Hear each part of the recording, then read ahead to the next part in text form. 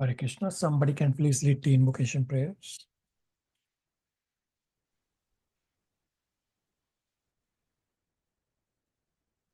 Prabhu, may I try first? Malti, did you want to do it? Prabhuji? Malti? Yes, Prabhuji, I don't know. Chandran Prabhu, let Malti do it. You have done it in the other class. Malti, go ahead. Hare Krishna. Om Gyantimirandasya Gyananjana Salakaya Chakshur Urmilitam Yena Tasme Shri Guruve Namaha.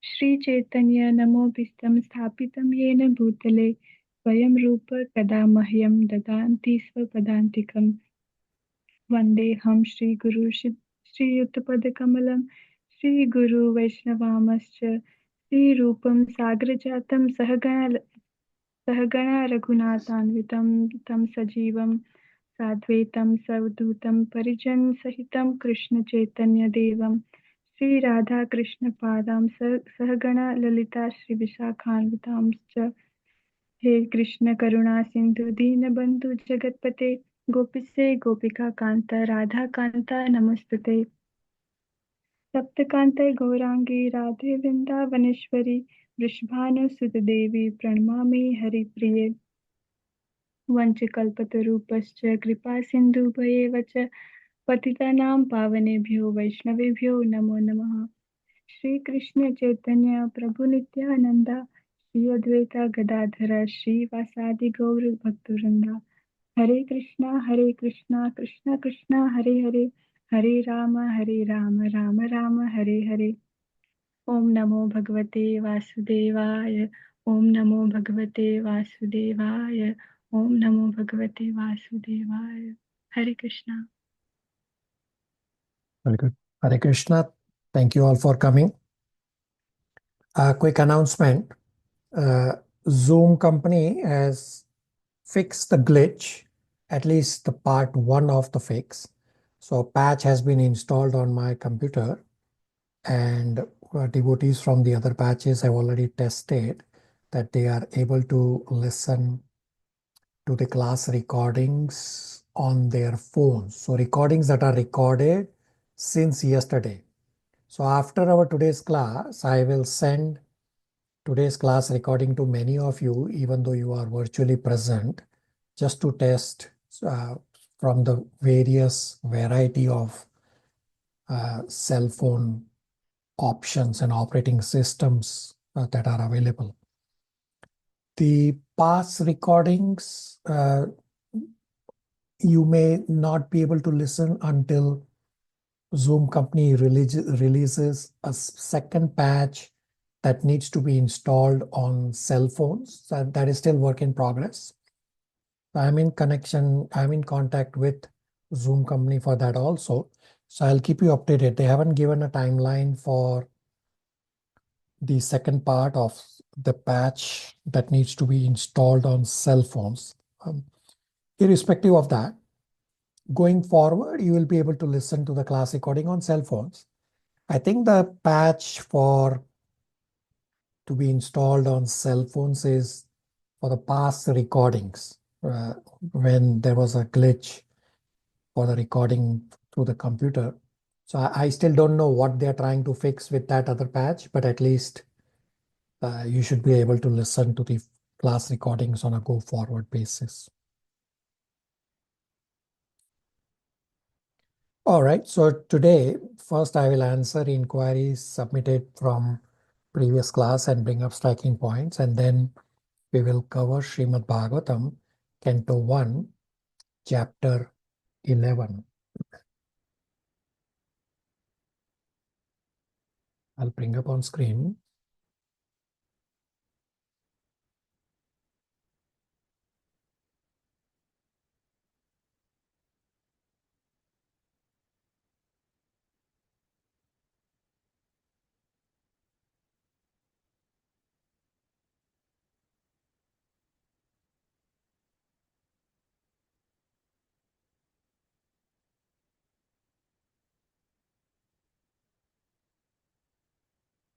Question number 1.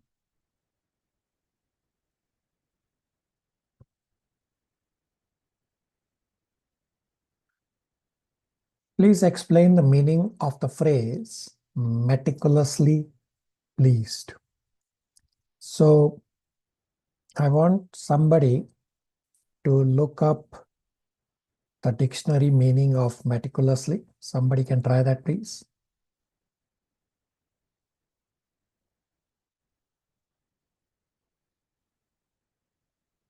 Somebody, what does meticulously mean? Hare Krishna Prabhu. In a way that shows great attention to detail very thoroughly.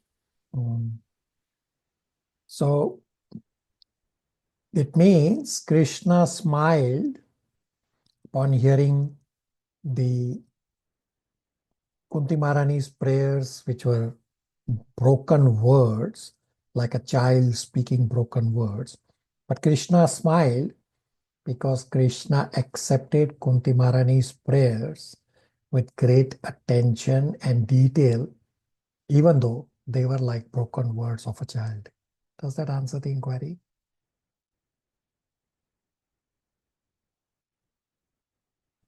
Yes, Raji. Thank you. Question number 2.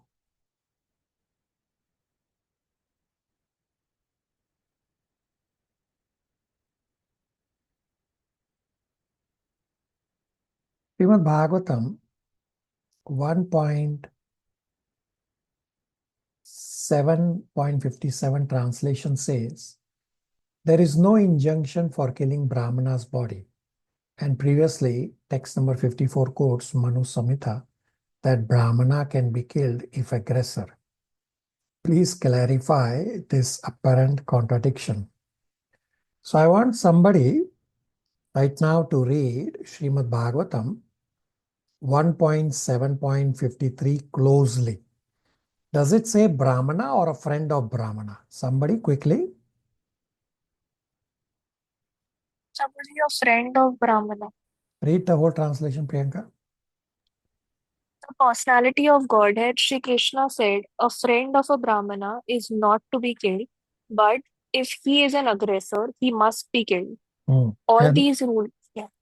And also read 1.7.57 closely also. Everybody follow. Cutting the hair from his head, depriving him of his wealth, and driving him from his residence are the prescribed punishments for the relative of a Brahman. So it doesn't say Brahmana, it's a relative or a friend of Brahmana. So this was the challenge Arjuna was tested for. Normally, aggressor and Brahmana are different individuals. While here, Ashwatthama was both. Therefore, Arjuna chose a compromise to not kill Ashwatthama, rather cut his hair and remove the jewel from his head. This was as good as killing, even when he was not actually killed. Does that answer the inquiry? Yes, Prabhu. Thank you. Question number 3. Just wondering about the lamentation of King Dhritarashtra while Krishna was living, which is full of surprise. So when Krishna was leaving in Kunti Maharani prayers, chapter number 8, when everybody was lamenting, so Dhritarashtra was also lamenting, and this is what the devotee is pointing out, that this is surprise. So yes, it's a very good observation that when material world miseries strike you, that's when your consciousness gets purified. So Dhritarashtra was shown the universal form. Even though he's blind, he actually saw the universal form, but he did not change. But when all his sons got killed in the battle, that misery purified his consciousness, and he realized so many things, and we will soon discuss in upcoming couple of chapters that Dhritarashtra goes on to attain perfection by following the Ashtanga Yoga process. Everybody on the same page?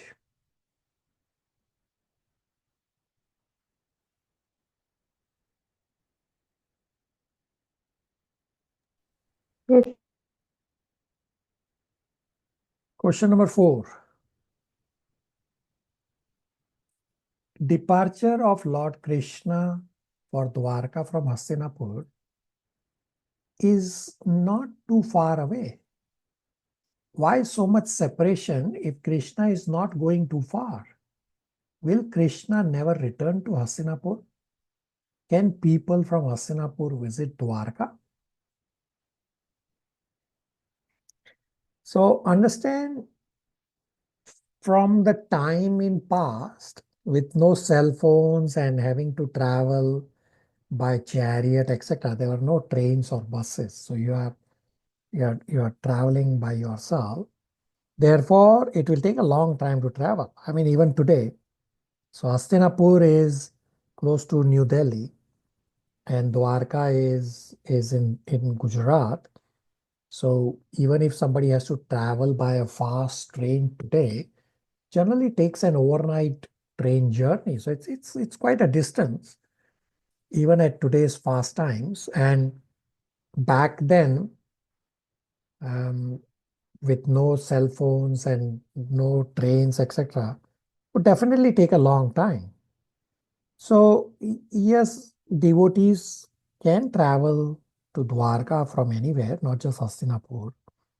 And Krishna also did visit Hastinapur again. We'll soon cover this in Srimad Bhagavatam, upcoming chapters very, very soon. That right now when Krishna is going to Dwarka, Arjuna did not go with Krishna. But soon Krishna will come back to Hastinapur again, and at that time Arjuna goes with Krishna, and there is a reason why Arjuna goes to Dwarka with Krishna. We'll discuss that in upcoming chapters very, very soon. Does that answer the question? Hare Krishna, yes, Prabhu. Last question for today. How can Dwarka be considered Krishna's native place when it was only established recently? So Dwarka was established a long time ago to get away from the demons attacking Vrindavan and all the Vrajvasis. So this is still Krishna just about past his youth or just in his youth.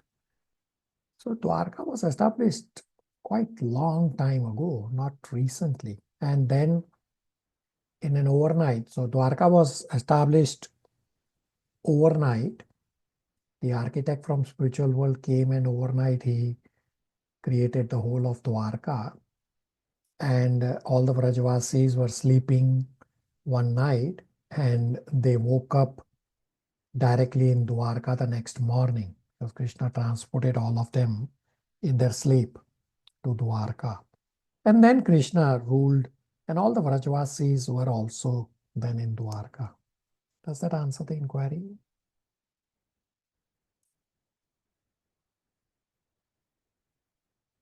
Yes, Prabhu. Thank you.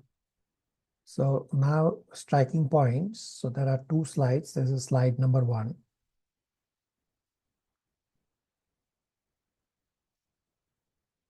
And here is slide number 2.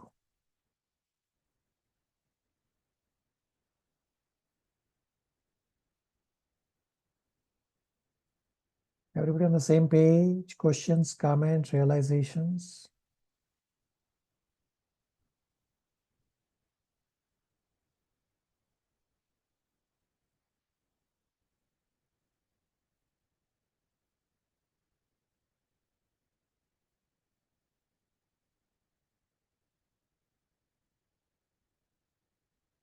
All right. So we will now cover Srimad Bhagavatam, Canto 1, Chapter 11. . . . . . . . . . . . . . . . . . . . . . . . . . . . . . . . . . . . . . . . . . . . . . . . . . . . . . . . .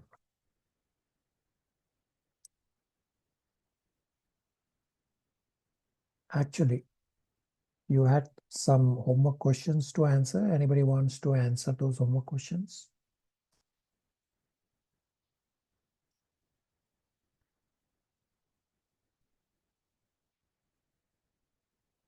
Somebody? Hare Krishna, Prabhuji. Thank The first, just a second. The first question was, explain how Dwarka is more important than heavenly planets. So it is described that because Lord Krishna lived there and performed his pastimes, so that place is more important than all other planets or other places of residence. Okay, very good. Rest of you, what was the other question?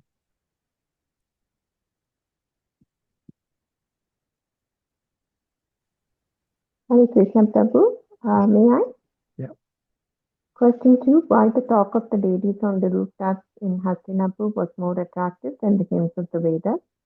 The ladies were absorbed in the thoughts of the Lord, and they had developed the consciousness of Vedic wisdom by the grace of the Lord, so absolutely Krishna consciousness.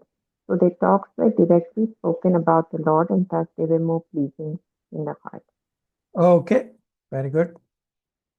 All right, correct point. So let's now continue with Srimad Bhagavatam, Canto 1, Chapter 11.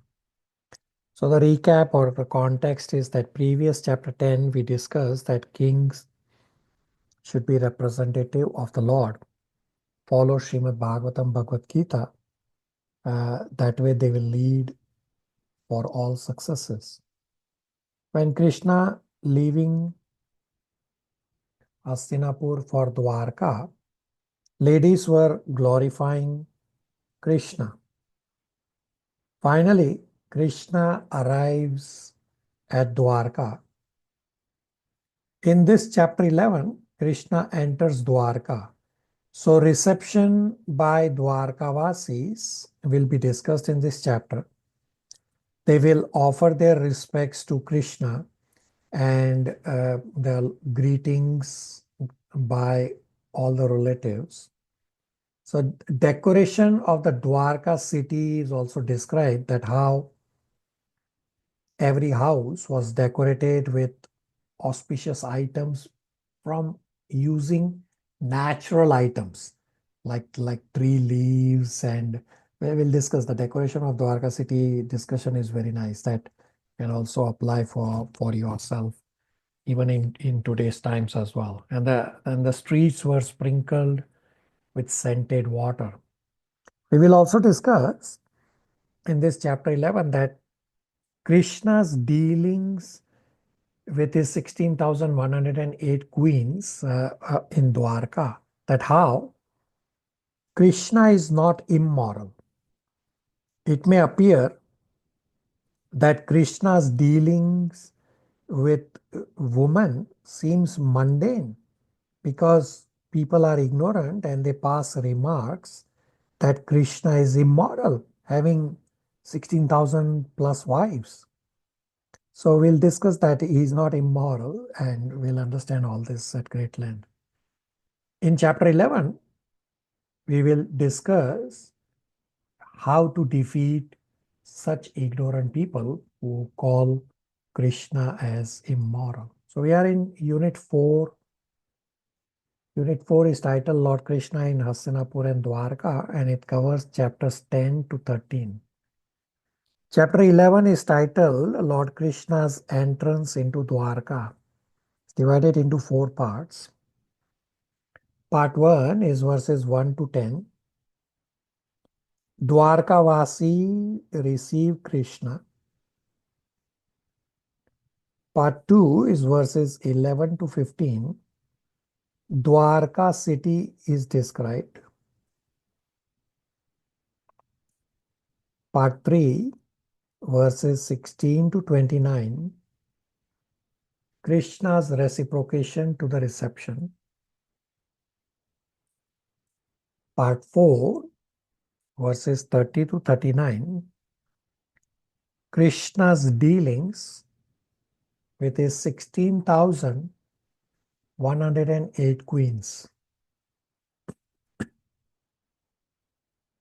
Sorry. Is our dear Devraj able to read verse number 1 translation? No, Prabhuji is not well. You can go ahead, Archana. Hare Krishna, Prabhu. Text 1. Sutta Goswami said, upon reaching the border of his most prosperous metropolis known as the country of the Anarthas, Dwarka, the Lord sounded his auspicious conch shell, heralding his arrival and apparently pacifying the dejection of the inhabitant. Hare Krishna. So, Krishna is away for a long time, and devotees attached to Krishna are feeling dejected for not having darshan of Krishna. Hence, when Krishna arrived by sounding his transcendental conch shell, Krishna announced his arrival and all became alert. Abhishek Prabhu, verse 1 purport.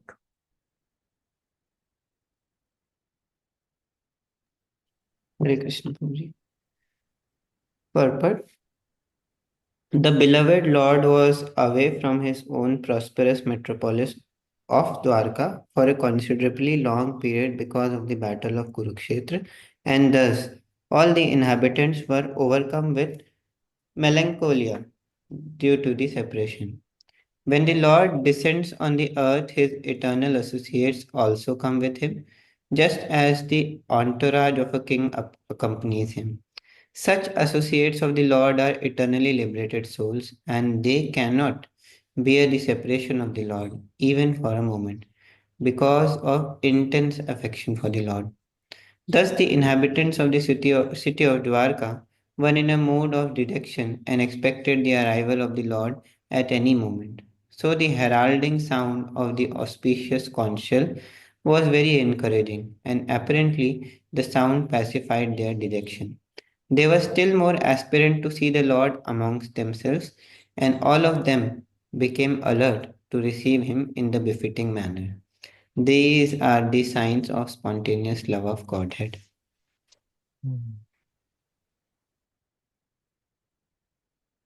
Very good. Questions, comments, realizations?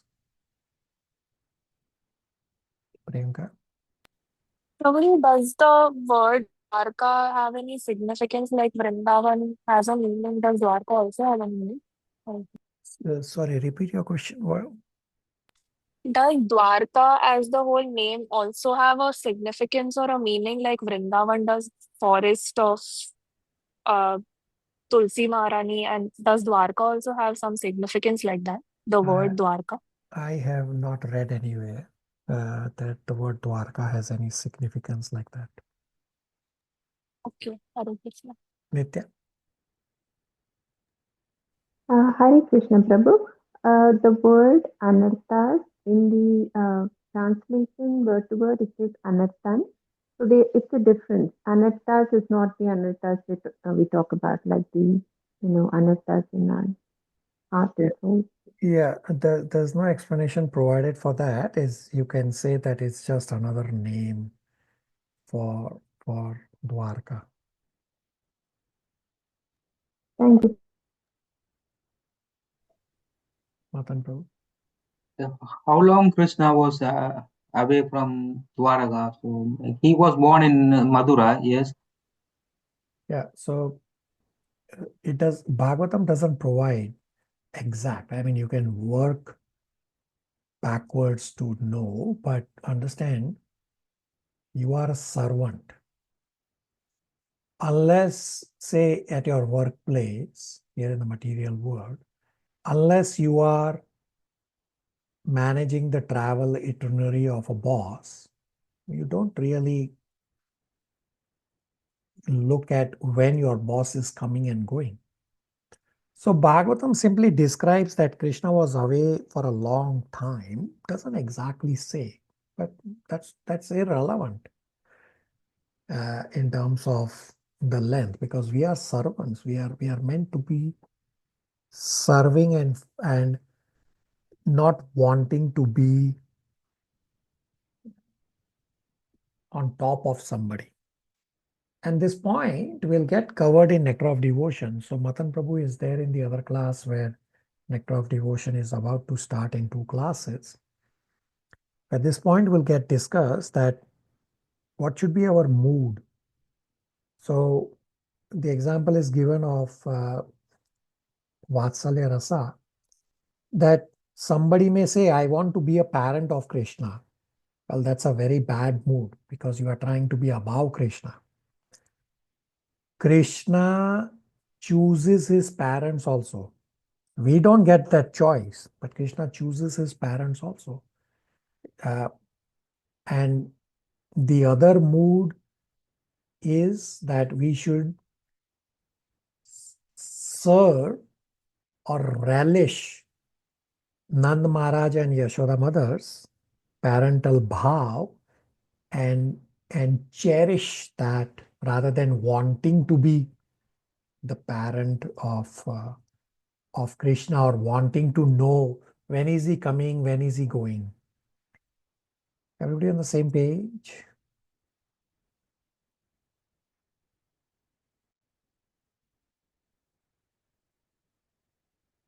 Yes, sir.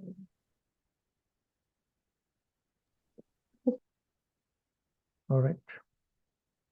Divya, verse number 2 translation. Hare Krishna. Translation: the white and fat bowled conch shell, being gripped by the hand of Lord Krishna and sounded by him, appeared to be reddened by the touch of his transcendental lips. It seemed that a white swan was playing in the stem of red lotus flowers. So you can see the visual on the screen that the Vrajvasis in the background are shown dancing at the arrival of Krishna, and the beautiful Dwarka is shown and the decoration and everything, and Krishna blowing the conch shell. Looks like the belly of conch shell is white and Krishna's reddish lips and Krishna's hands are also reddish, hence forming a nice view, just as a white swan with reddish lotuses. Divya, verse 2 purport. Purport: the redness of the white conch shell due to the lip touch of the Lord is a symbol of spiritual significance. The Lord is all spirit, and matter is ignorance of his spiritual existence. Factually, there is nothing like matter in spiritual enlightenment, and this spiritual enlightenment takes place at once by the contact of the Supreme Lord Krishna. Lord Shri Krishna. The Lord is present in every particle of all existence, and he can manifest his presence in anyone. By ardent love and devotional service to the Lord, or in other words, by spiritual contact with the Lord, everything becomes spiritually reddened like the conch shell in the grip of the Lord, and the Paramahamsa, or the supremely intelligent person, plays the part of the ducking swan in the water of spiritual bliss, eternally decorated by the lotus flower of the Lord's feet. Questions, comments, realizations?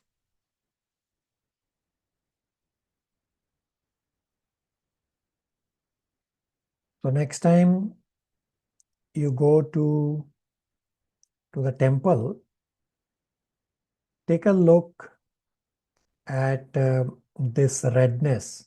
Say when you have Gopinath's hand, that is red, his feet also are red. So it signifies spiritual. So I have Shri Radha Kichor Gopinath from the Toronto temple, and you can see his hands are also red, his lotus feet are also red. This signifies the spiritual significance. Next time you go, observe closely. So we have learned how to take darshan, and in the other batch, His Grace Bhakti Yoga Prabhu will come again to explain how to take darshan. You can also try to come and see again. Next time you go take darshan, observe these things that you are learning, and others from your respective temples, those who are not from Toronto, You can observe the same next time you go to take darshan. Everybody can do that, please. Yes, Prabhuji. Yes, Prabhu. All right.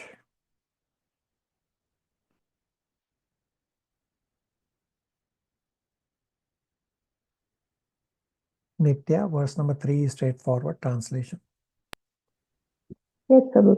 The citizens of Dwarka, having heard that sound which threatened fear personified in the material world, began to run towards him fast, just to have a long desired audience with the Lord, who is the protector of all devotees. So in the purport, Srila Prabhupada explains 4 problems of material existence are food problem, shelter problem, fear problem, and mating problem. And then out of these 4 problems, the fear problem gives us the most trouble compared to others because we are always fearful due to our ignorance of the next problem. Verses 4 and 5 are also straightforward. Gauri, translation.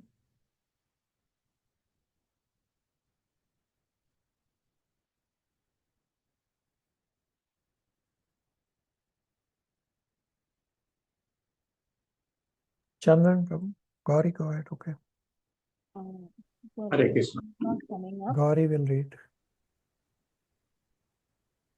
Prabhu, can I go ahead? Let Yeah, Gauri please read. go ahead. It's not coming up for me. Okay, Chandran, go ahead. Text 4 and 5. The citizens arrived before the Lord with their respective presentation, offering them to the fully satisfied and self-sufficient one who, by his own potency, incessantly supplies others. These presentations were like the offering of a lamp to the sun. Yet, the citizens began to speak in ecstatic language to receive the Lord, just as wards welcome their guardian and father. Hare Krishna.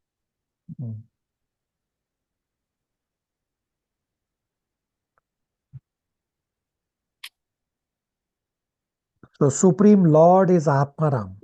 He is self-sufficient. There is no need for him to seek happiness from anything beyond himself.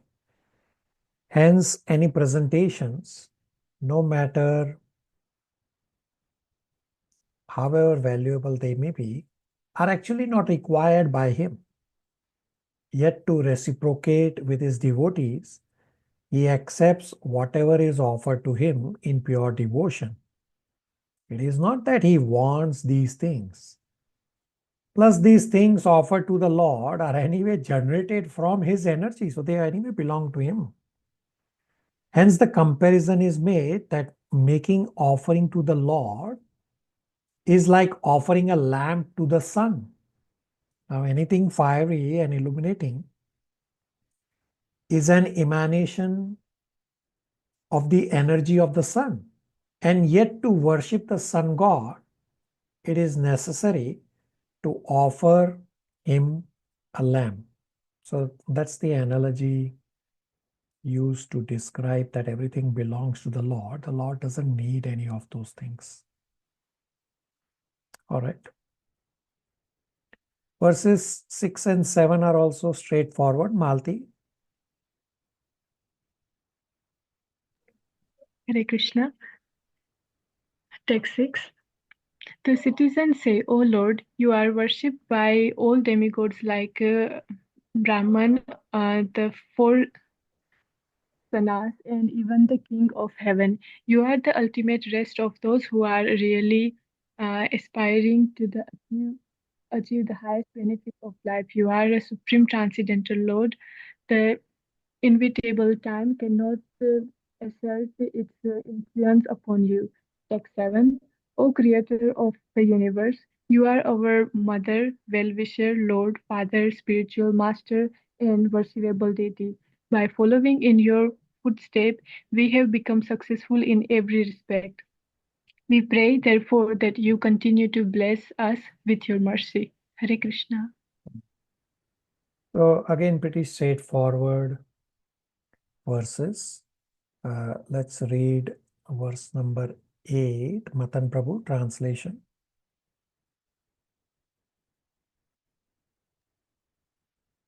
Verse 8, oh, it is our good luck that we have come again today under your protection by your presence. For your lordship rarely visits even the denizens of heaven. Now it is possible for us to look into your smiling face, which is full of affectionate glances. We can see your incidental form full of all auspiciousness. Hare Krishna.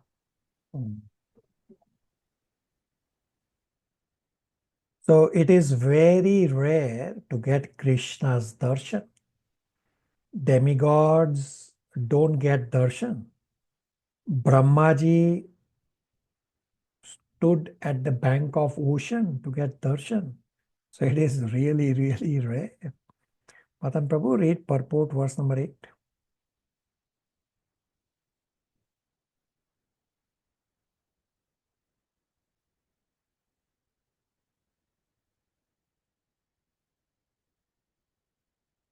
Matan Prabhu, unmute. Purport. Okay. Purport, the Lord in his eternal personal form can be seen only by the poor devotees. The Lord is never impersonal, but he is supreme, absolute personality of Godhead, possible to be visited by the devotional service face to face, which is impossible to be done even by the denizens of higher planets. When Brahmaji and other demigods want to consult Lord Vishnu, the plenary portion of Lord Krishna, they have to wait on the shore of the ocean of milk, where Lord Vishnu is lying on the white land, Sweta Diva. This ocean of milk and Sweta Viva planet are the replica of Vaihunda Loha within the universe. Neither Brahmaji nor demigods like Indra can enter into this island of Swartadeva, but they can stand on the shore of the ocean of milk and transmit their message to Lord Vishnu, known as Sirodaksai Vishnu. Therefore, Lord is rarely seen by them, but the inhabitants of Dwarka, because of their being poor devotee without any tinge of material contamination or fruitive activity and empiric philosophical speculation, can see him face to face by the grace of the Lord. This is the original state of living entity and can be attained by reviving our natural constitutional state of life, which is discovered by the devotional service only. Hare Krishna. Questions, comments, realizations so far?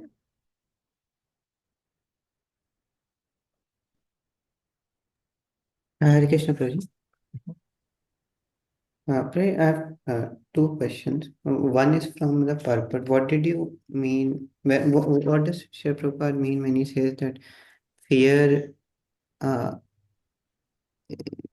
always fearful due to ignorance of next problem? Yeah, you don't know what's going to happen tomorrow. Therefore, we are fearful. Therefore, from all the problems, fear is the biggest problem that we have. You can judge for yourself. Do you know what is going to happen tomorrow? Right? Therefore, we make plans or we are fearful of what will happen tomorrow. Abhishek Prabhu? Yes. And to your second question, when Lord Krishna comes on earth, then denizens of heaven, are they not able to see him? Like they can see people on earth, is it not?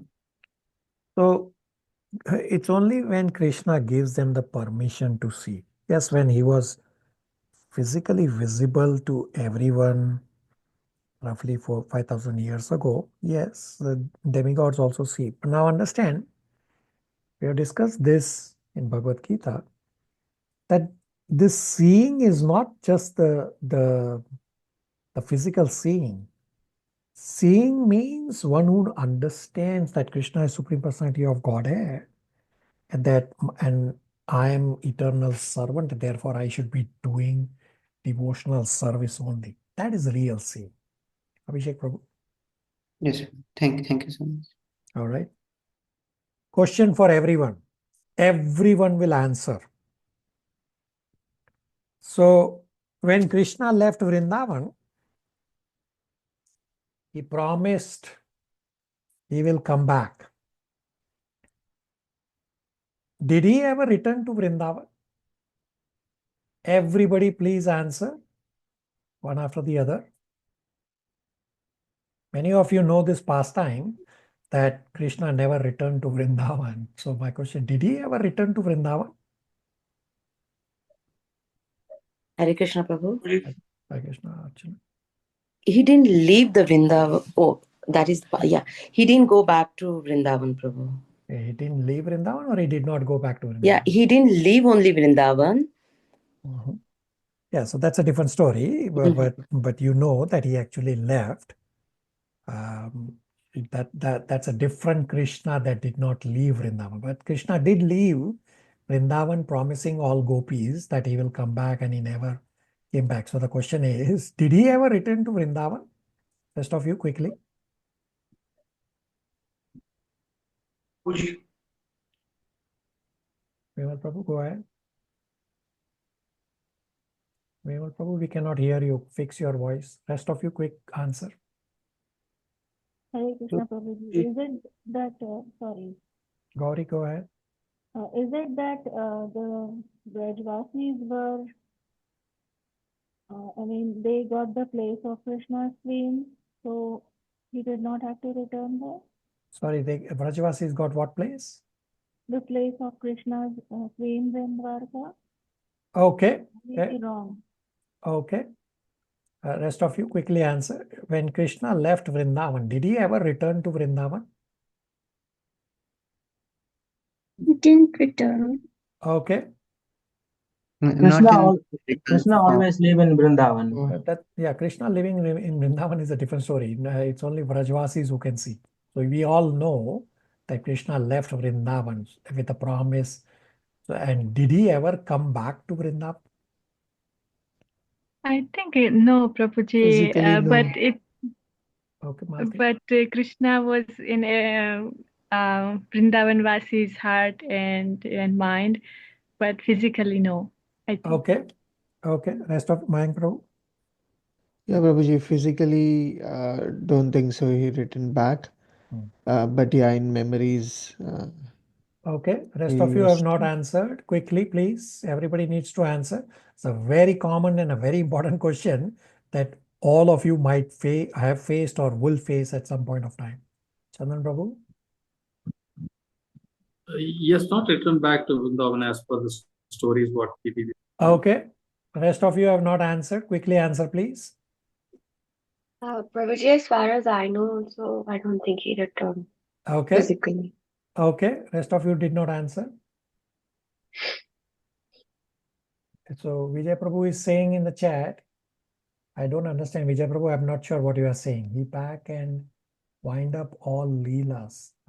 So are you saying, did he come back or no? Vijay Prabhu, I'm not sure what he was trying to say. Rest of you have not answered. Quickly answer.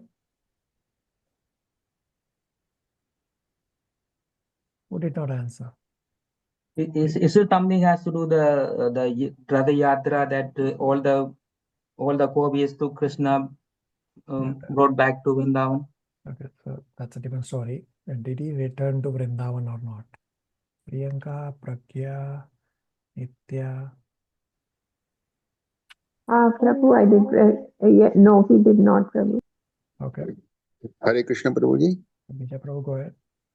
Yes, Krishna 1 point from the Dwarka came back to Vrindavan and finally wound up all Vrindavan Leelas, for sure.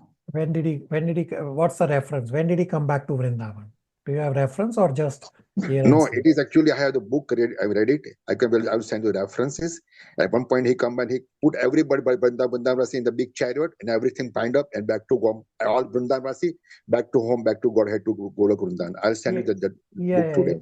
So towards the end, I'm not referring to that he's just collecting everyone and going. But before that, before what? Before when? Before the last event of taking everyone, did he ever return to Vrindavan? Yes, he went to Vrindavan. He back to because he gave the promise. I'll come back. So he kept his promises. That's the Give point. me reference. Give me reference. We know that he never returned to Vrindavan. Give me reference. No, okay. I forget the book. I forget actual things. I'll give reference. I'm later on send you. Okay, no problem. All right. All right. Who has not spoken? Anybody left to speak?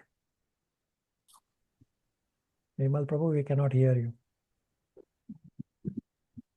Mr. Prabhu, can you hear me? Yeah, now go ahead. Yes, Prabhu, I was saying I'm not sure. I haven't heard or anything like that Krishna returned. So I was unsure. All right. So my answer is no. Okay. So here's the answer. And here's the answer with a scriptural reference. So 1.11.9, the next verse we are about to read, is the only place in Srimad Bhagavatam that answers that Krishna returned to Vrindavan. So let's read Mayank Prabhu, 9 translation. Read first read the translation, I'll explain more. Text 9. O lotus-eyed Lord, whenever you go away to Mathura, Vrindavan or Hastinapur to meet your friends and relatives, every moment of your absence seems like millions of years. O infallible one, at that time our eyes become useless as if bereft of sun. Now, if you read the word for word translation, the Sanskrit second line has the word Madhun. Mayank Prabhu, read the word for word translation for Madhun. The inhabitants of Mathura. And what does it say further? Vrajbhumi. So it's inhabitants of Vrajbhumi. So what has happened? How did Krishna come back to Vrindavan? So all relatives, all Vrajvasis were transferred to Dwarka because Vrindavan was being attacked by demons all the time. So we discussed in the question answer session that how Dwarka was created overnight, and all Mathuravasi, Vrajvasis, they were transported to Dwarka. So Krishna came back to Dwarka. Basically, he came back to Vrajvasis. Basically, he came back to Vrindavan. Everybody on the same page? Yes, no, silence. Prabhuji, can you explain this again, please? Shivangi? Yes, same Prabhu. All right, let me explain. So all Vrajvasis were transported to Dwarka overnight. And Krishna returned to Dwarka, basically returned to the Vrajvasis. So Krishna said, I will come back to you. And Krishna came back to Vrajvasis. And therefore we read in the translation where the word Mathun refers to the inhabitants of Mathura and Vrajbhumi. Therefore Krishna came back to the Vrajvasis. Mayank Prabhu, Shivangi? So, sorry, Mayank Prabhu, go ahead. yeah, Mataji, if you want, you can. Mayank Prabhu, go ahead. Prabhuji, so basically he didn't came back to Dwarka but to Vrajvasis. Yeah, and yeah. So the promise Vrajvasis was, were in Mathura? Yeah, so the promise was that to the Vrajvasis, that I will come back to you, wherever you are. Okay. Shivangi? Just confused, Prabhuji, because it says that the verse says whenever you go away to Mathura, but he didn't leave. So technically he never left Dwarka, right? So that's a different story. Krishna never leaves Vrindavan and Dwarka.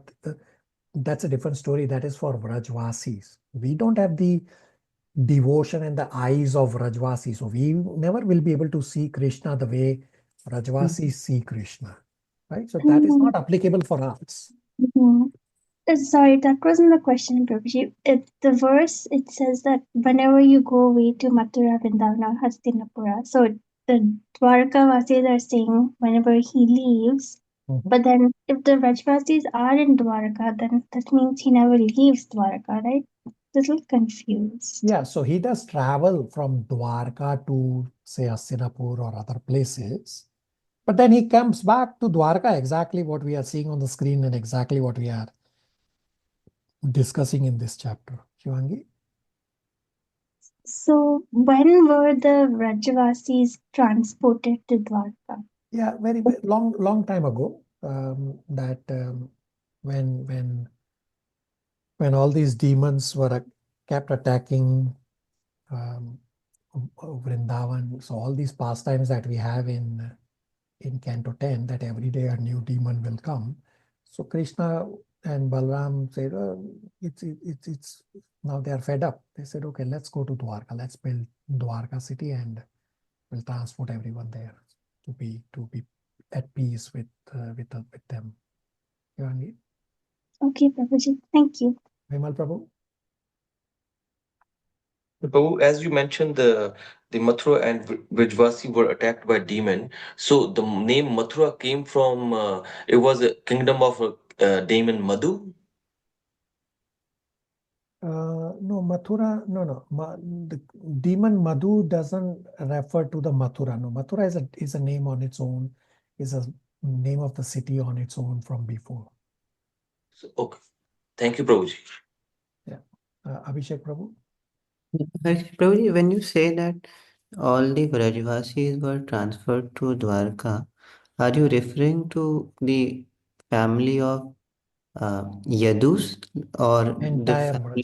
Rajbhumi, entire Vrajavasis were transported overnight in their sleep to Dwarka.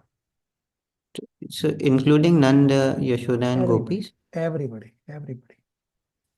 Prabhuji, then whom does Uddhava go to meet in Vrindavan?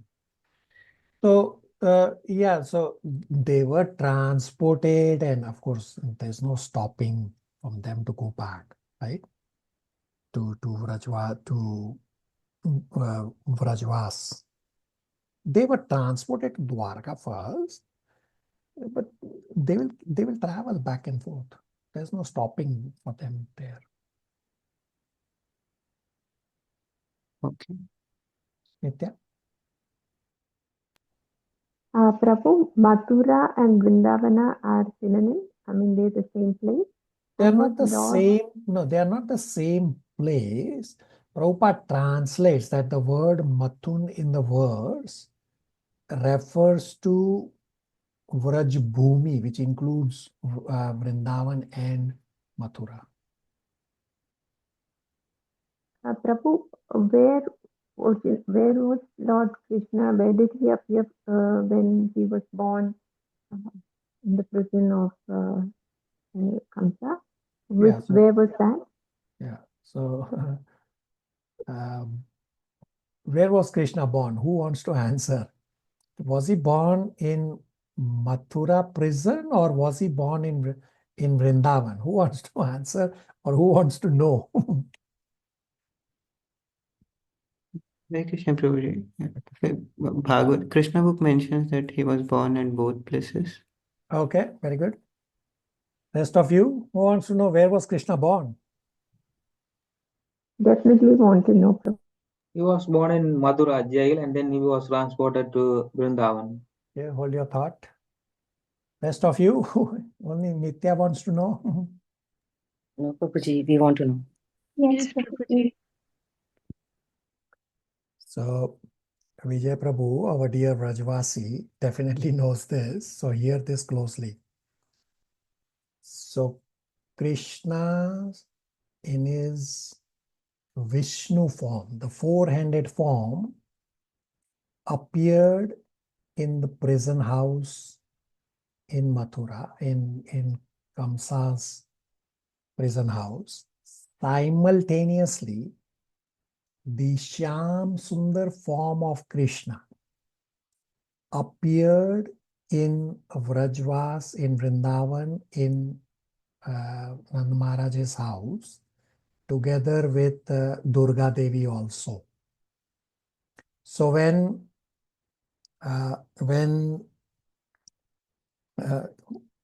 Vasudeva and Devaki saw Krishna appearing in his four-handed Narayan form, they were like, oh, how are we going to hide you from Kamsa? You are fully grown, effulgent, fully decorated, four-handed Narayan form, was not a child.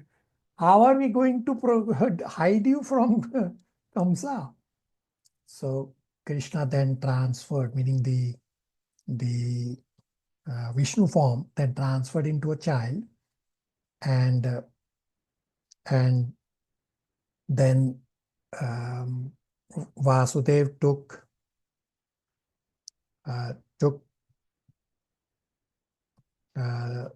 the child form to Vrindavan.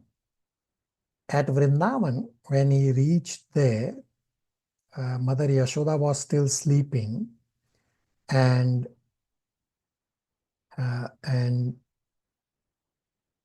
therefore Krishna, Vasudev took this baby, the Vishnu form of Krishna, and took back the female, meaning Durga Devi. When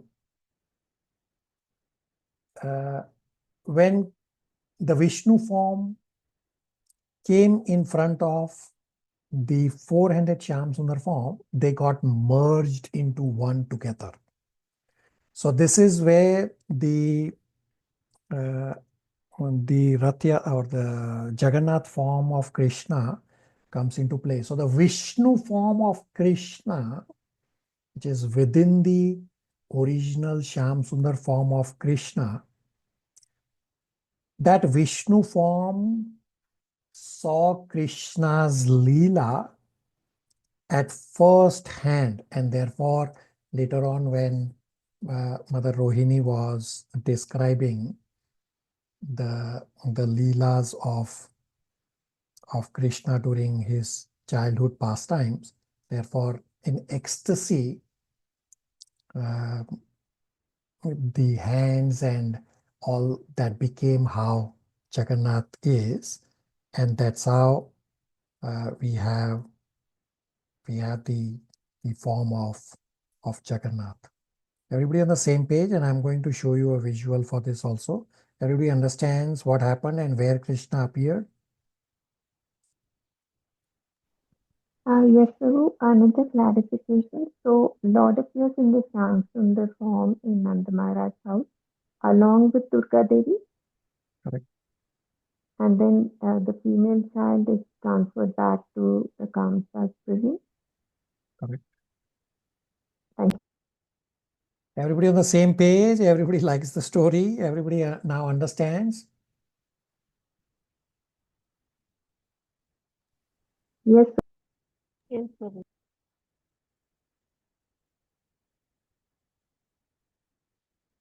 So some of you answered. Now this is the pastime that I just described is a very confidential pastime.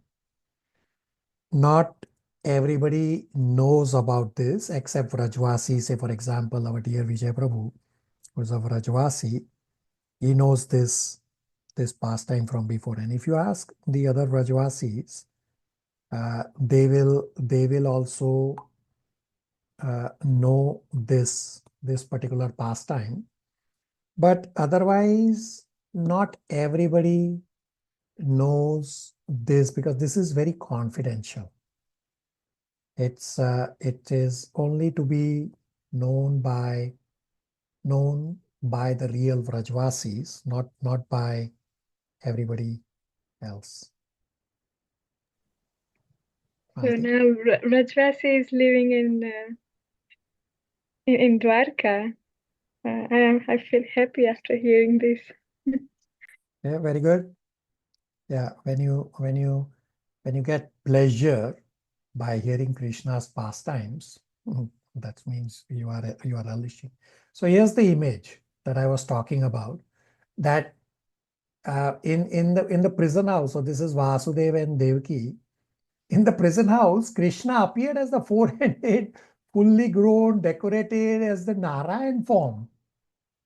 And Mother Devaki, look at Mother Devaki. She goes, oh, how I'm going to protect you? How I'm going to hide you from Kamsa? Look at the effulgence of Narayan. And then Krishna transferred himself into like a newborn baby. And the rest what I described to you.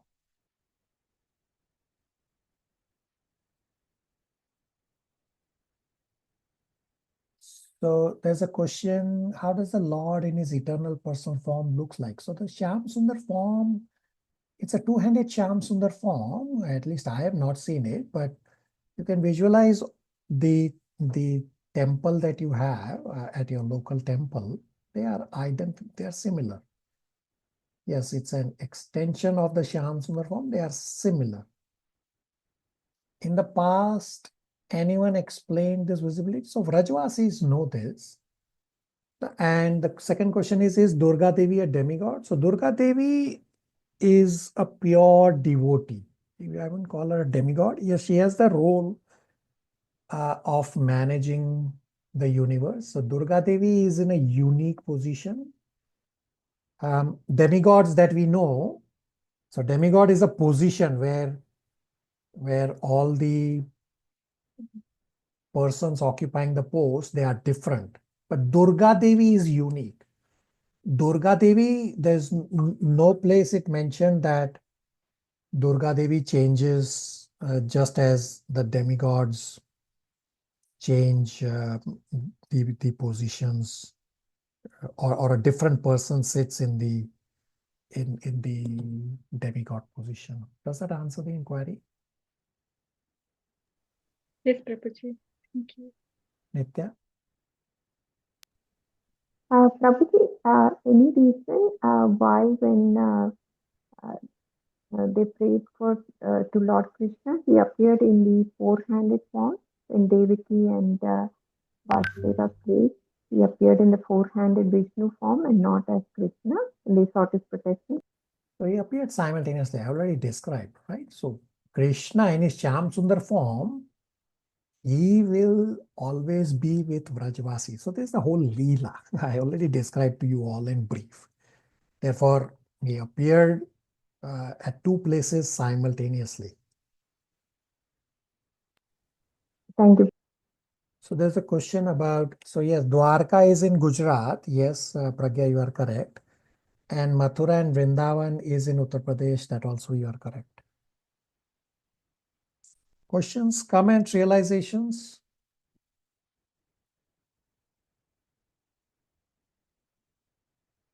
So Abhishek Prabhu, this is the verse 1.11.9 is the verse of Krishna returning to Vrindavan. In terms of they transferring all of them, all the Vrajvasis to Dwarka, I think it comes up in Canto 10. I don't have the reference right now, but it comes up someplace in later on, I think.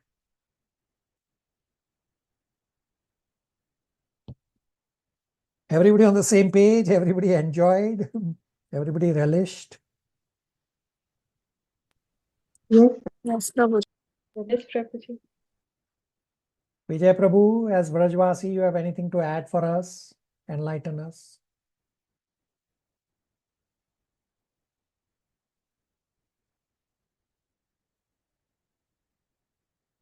All right, Vijay Prabhu may be doing services. Vijay Prabhu, go ahead.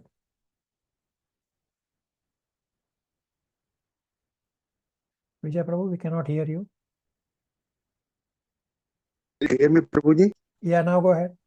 Sorry, I was just decoding Radha Krishna story. Very good. Actually, there is a nice book written by the Mahaditi Swami, Prabhupada disciple, appreciating Sri Vrindavan, the beautiful book. One should read it actually. All the smaller pastimes, actually about all Krishna's very hidden pastime, everything written in about appearance, disappearance, how Krishna come back, blah blah blah.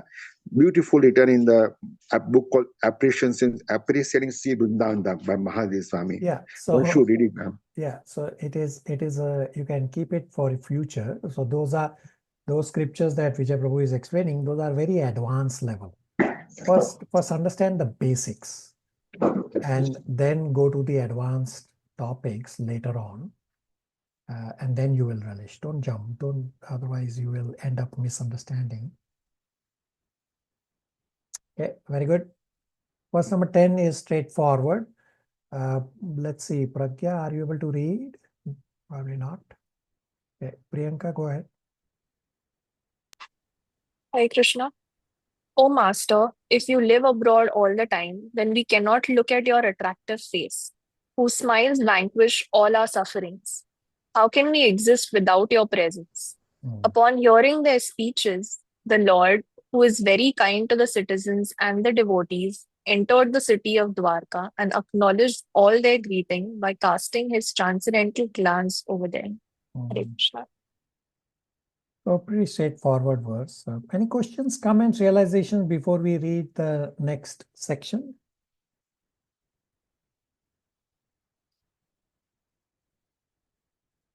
All right. So verses 11 to 15 describes Dwarka city. And as we read through these verses, try to compare with today's cities and you will be amazed. Shivangi, verse 11 and 12 translation and 12 purport. Hare Krishna, verse 11. As Bhogavati, the capital of Nagaloka, is protected by the Nagas, so was Dwarka protected by the descendants of Vrishni, Bhoja, Madhu, Dashara, Arha, Pukura, Andaka, etc., who were as strong as Lord Krishna. Text 12. The city of Dwarkapuri was filled with the opulences of all seasons. There were hermitages, orchards, flower gardens, parks and reservoirs of water breeding lotus flowers all over. Purport. Perfection of human civilization is made possible by utilizing the gifts of nature in their own way. As we find herewith in the description of its opulence, Dwarka was surrounded by flower gardens and fruit orchards along with reservoirs of water and growing lotuses. There is no mention of mills and factories supported by slaughterhouses, which are the necessary paraphernalia of the modern metropolis. The propensity to utilize nature's gifts is still there, even in the heart of modern civilized man. The leaders of modern civilization select their own residential quarters in a place where there are such naturally beautiful gardens and reservoirs of water, but they leave the common men to reside in congested areas without parks and gardens. Herein, of course, we find a different description of the city of Dwarka. It is understood that the whole Dhamma, or residential quarter, was surrounded by such gardens and parks with reservoirs of water where lotuses grew. It is understood that all the people depended on nature's gifts of fruits and flowers without industrial enterprises promoting filthy huts and slums for residential quarters. Advancement of civilization is estimated not on the growth of mills and factories to deteriorate the finer instincts of the human being, but on developing the potent spiritual instincts of human beings and giving them a chance to go back to Godhead. Development of factories and mills is called Ugra Karma, or pungent activities, and such activities deteriorate the finer sentiments of the human being and society to form a dungeon of demons. We find herein the mention of pious trees which produce seasonal flowers and fruits. The impious trees are useless jungles only, and they can only be used to supply fuels. In the modern civilization, such impious trees are planted on the sides of roads. Human energy should be properly utilized in developing the finer senses for spiritual understanding, in which lies the solution of life. Fruits, flowers, beautiful gardens, parks, and reservoirs of water, with ducks and swans playing in the midst of lotus flowers, and cows giving sufficient milk and butter are essential for developing the finer tissues of the human body. As against this, the dungeons of mines, factories, and workshops develop demoniac propensities in the working class. The vested interests flourish at the cost of the working class, and consequently there are severe clashes between them in so many ways. The description of Dwarka Dhamma is the ideal of human civilization. What did you notice in comparison with today's cities? Did anybody notice their respective workplace as Ugra Karma? Everybody, please answer.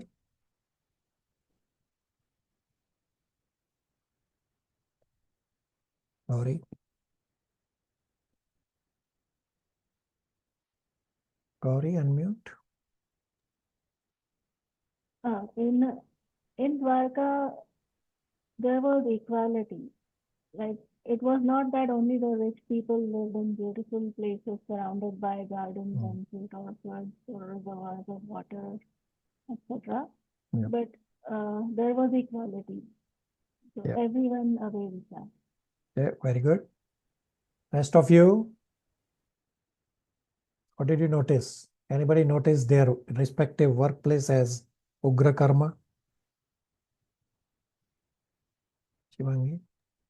The importance of parks and green spaces, Yeah. Prabhuji, which Yeah. not everybody has access to. Yeah, very good. So Srila Prabhupada is giving a good explanation of contrasting the today's so-called advanced metropolis with the beautiful Dwarka, that you are utilizing natural gifts in Dwarka, and there's no mention of mills and factories in Dwarka. Mills are seen as advancement in the material world, but advancement should be of the finer instincts of the brain using milk, butter, and spirituality. Dwarka has fruits, flowers. We should be going back to nature, protecting animals. What we all can do at a personal level. A focus of advancement is different in today's times versus during Vedic times. The consciousness is different versus today. A lot of consciousness is focused on material needs.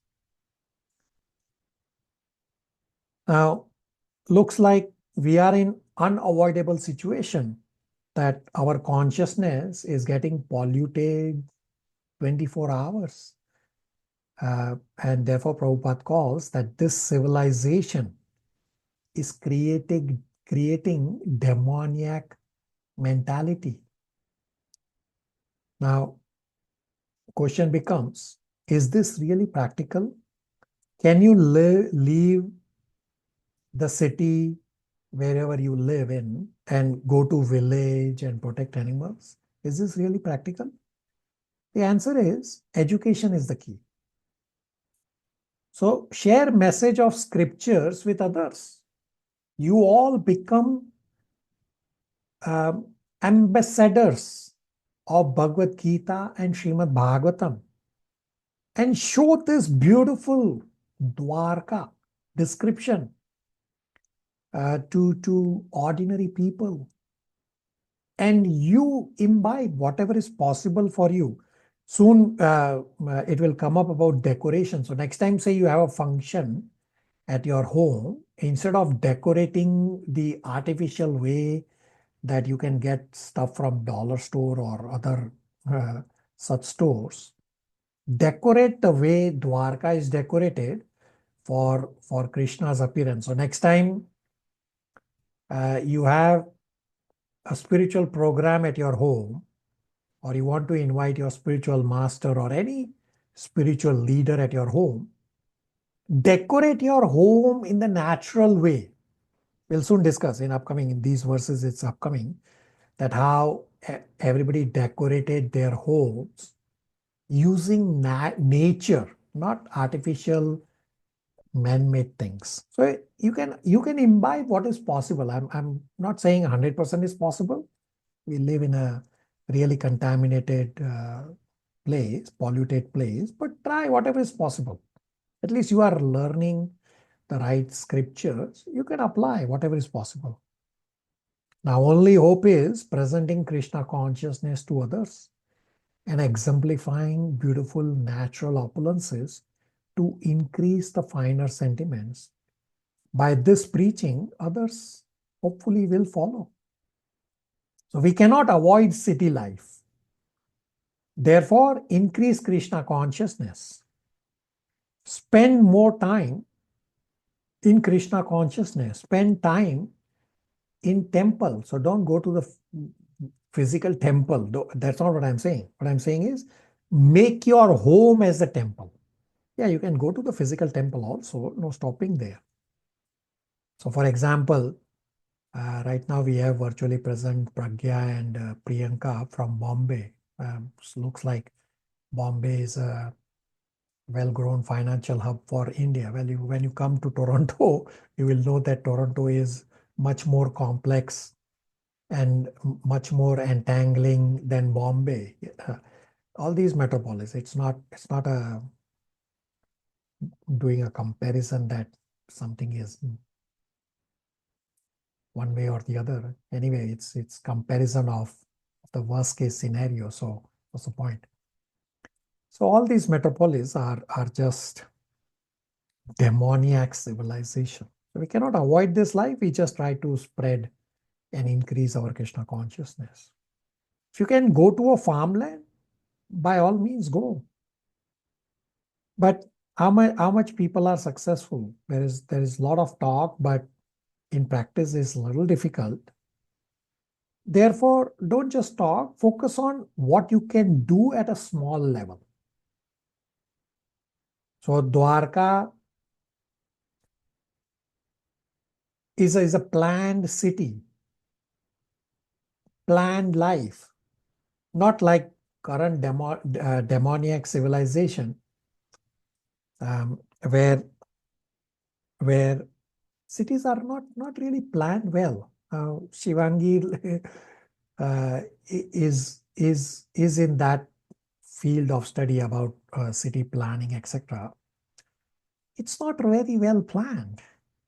And therefore, if you look at the roads here in Toronto, why all the roads are bad is because they first build the roads and then they realize, oh, we missed something, and therefore they keep digging and creating holes and trying to patch up to install whatever additional infrastructure they needed. Arey Baba, you never planned. So plan first, then build. Don't just build without really planning for the future. Questions, comments, realizations?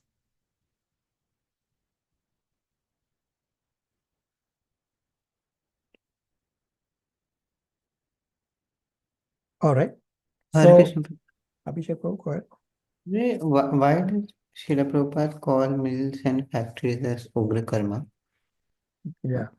If you read Srimad Bhagavatam, Canto 3, I can tell you the reference as I speak. Srimad Bhagavatam, Canto 3, that Kapila Siksha section, the verse says, factory is another name for hell. So it is a fact that factory is Ugra Karma. And what are these factories people doing? That they are working in a closed environment for such a long time. And many of the factories are say slaughterhouse, etc. So what exactly is the benefit of factory? Nothing. So therefore, Prabhupada is calling factory as Ugra Karma. So you can read, I can give you the reference. It is Srimad Bhagavatam, Canto 3, Chapter 9, verse number 10. 3, 9, 10. It's there in the purport if you want to read later on by yourself. Thank you, Prabhu.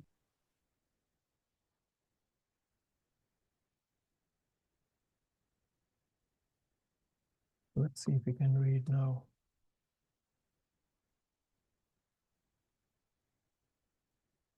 Yeah. Abhishek Prabhu, you can actually read from the screen. Yes. And so we have 3, 9, 10 on screen. Yeah, read what is highlighted. Factory is another name for hell. At night, hellishly engaged persons take advantage of wine and women to satisfy their tired senses, but they are not able to have sound sleep because their various mental speculative plans constantly interrupt their sleep. Right? It comes directly from Bhagavatam. Factory is another name for hell. Does that answer, Abhishek Prabhu? I was thinking like printing, like even if like book like printing of books is it also considered a factory where like these literatures are also coming out. So these so Bhakti Vedanta Trust, you will not call that factory as hell. because it is spiritual that you are building. Other factories is no different. But the bottom line is whether the factory is being used for spirituality or for materiality. So what other printing house are doing? What are they building? They're printing books that are increasing your entanglement in the material world. Well, that printing house is hell. Abhishek Prabhu? So we can think of factories as like large scale, like houses for spreading this wrong consciousness, kind of in that sense. Yeah. Whichever workplace is spoiling your consciousness. Therefore, I asked, and almost everybody stayed silent. I asked, did anybody experience or visualize their respective workplace as Ugra Karma or not?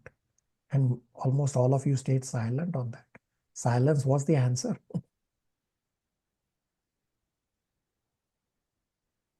Thank you. Yeah, and Gauri is correct that factories exploit resources provided by Krishna without using the resources for Krishna. Therefore, it's hell. Very good. Everybody on the same page? Yes, Prabhuji. All right. Abhishek Prabhu, verses 13, 14, 15, translations and purports. There's a beautiful description of the opulence of Dwarka described in these verses.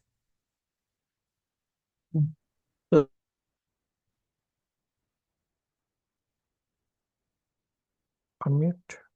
13. I'm saying a purport of all the three verses. Yeah, translation and purports, all three verses. Yeah, short purports. 13. Translation. The city gate away the household doors and festoon arches along the roads were all nicely decorated with festive signs like plantain trees and mango leaves, all to welcome the Lord. Flags, garlands, and painted signs and slogans all combined to shade the sunshine. Purpose. Signs of decoration in special festivals were also collected from the gifts of nature, such as the plantain trees, the mango trees, fruits, and flowers. Mango trees, coconut palms, and plantain trees are still accepted as auspicious signs. The flags mentioned above were all painted with the picture of either Garuda or Hanuman, the two great servitors of Lord. For devotees, such paintings and decorations are still adored, and the servitor of the master is paid more respect for the satisfaction of the Lord. 14. The translation. The highways, subways, lanes, markets, and public meeting places were all thoroughly cleaned and then moistened with scented water. And to welcome the Lord, fruits, flowers, and unbroken seeds were strewn everywhere. Purport. Scented waters prepared by distilling flowers like rose and keoda were requisitioned to wet the roads, streets, and lanes of Dwarka Dham. Such places, along with the marketplace and public meeting places, were thoroughly cleansed. From the above description, it appears that the city of Dwarka Dham was considered big, containing many highways, streets, and public meeting places with parks, gardens, and reservoirs of water, all very nicely decorated with flowers and fruits. And to welcome the Lord, such flowers and fruits were with unbroken seeds of grain were also strewn over the public places. Unbroken seeds of grain or fruits in the seedling stage were considered auspicious, and they are still so used by the Hindus in general on festival days. 15. Translation. In each and every door of the residential houses, auspicious things like curd, unbroken fruits, sugarcane, and full water pots with articles for worship, incense, and candles were all displayed. Purport. The process of reception according to Vedic rites is not at all dry. The reception was made not simply by decorating the roads and streets as above mentioned, but by worshipping the Lord with requisite ingredients like incense, lamps, flowers, sweets, fruits, and other palatable eatables, according to one's capacity. All were offered to the Lord, and the remnants of the foodstuff were distributed among the gathering citizens. So it was not like a dry reception of these modern days. Each and every house was ready to receive the Lord in a similar way, and thus each and every house on the road and streets distributed such remnants of food to the citizens, and therefore the festival was successful. Without distribution of food, no function is complete, and that is the way of Vedic culture. Thank you, Prabhuji. All right, so Prabhupada gives beautiful description of opulence of Dwarka. So next time you have a function at your home, try to decorate like this the natural way, using palm trees, leaves, and these fruits and flowers. You use this. So next time you have to welcome your Guru Maharaj or any spiritual leader for your home program, use such natural articles to create auspiciousness. Decorating with leaves creates very nice consciousness. Simple, but very nice. We have discussed in Nectar of Instruction, text number 2, very first line in the purport, Srila Prabhupada says, simple living and high thinking. This is the way, simple living. And decorate your home temple with such natural items, say on Janmashtami or any other festival. Create auspiciousness like this. Questions, comments, realizations?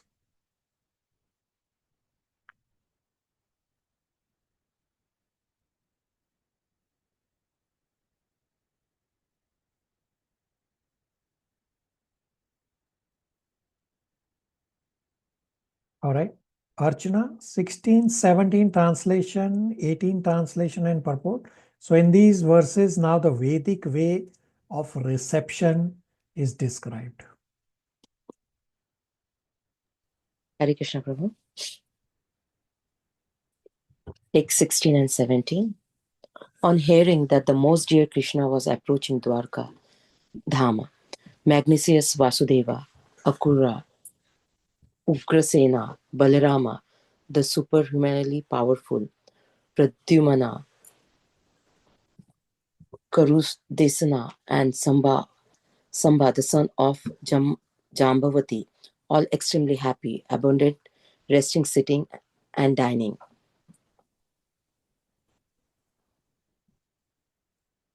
Text 18.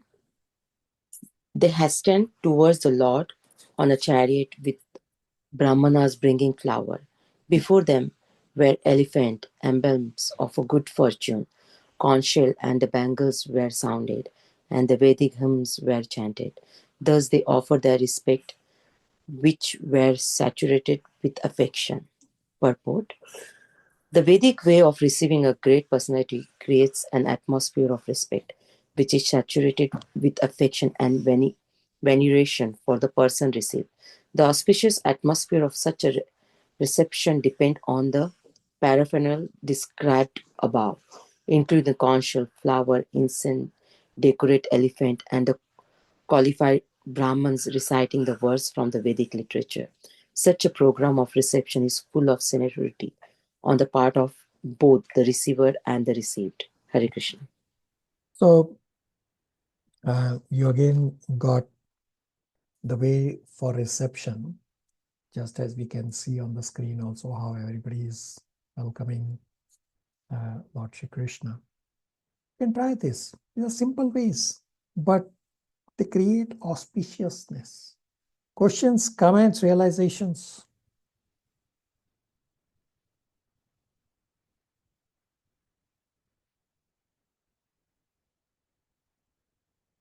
All right.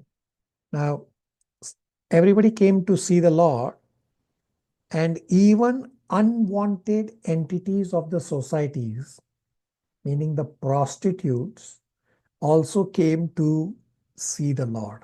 Divya, 19 translation. Hare Krishna.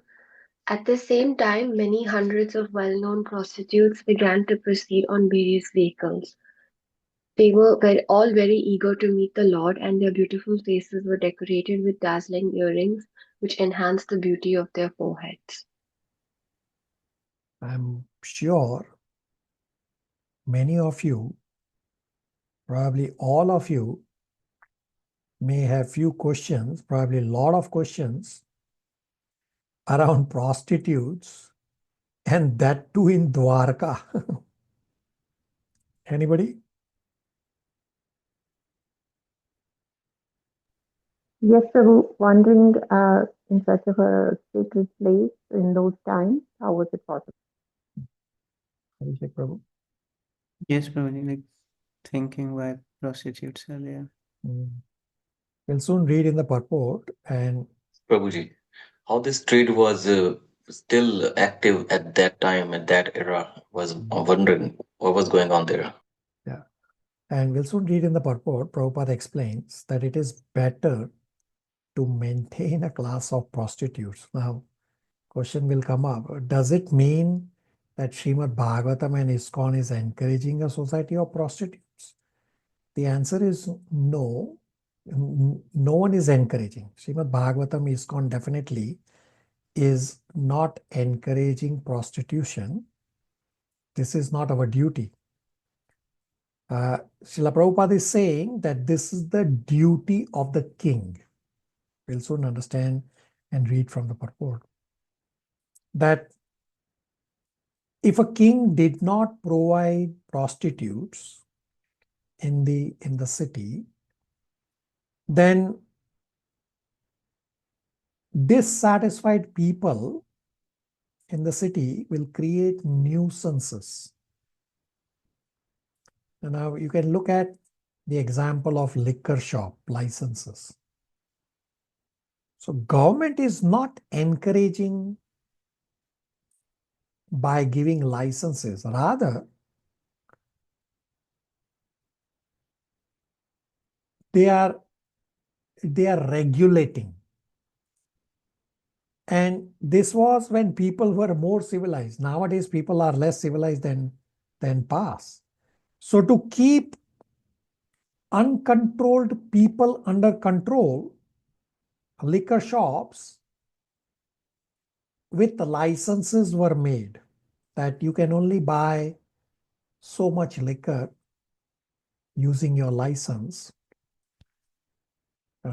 So this purpose was to keep the uncontrolled people under control because they are just by default uncontrolled.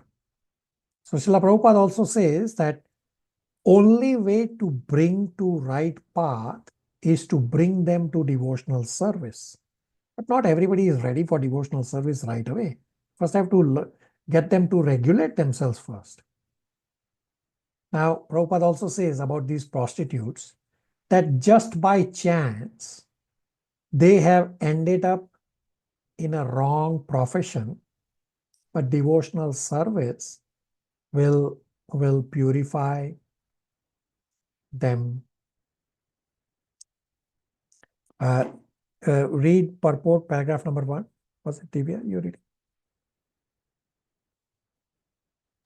Yes, Prabhuji.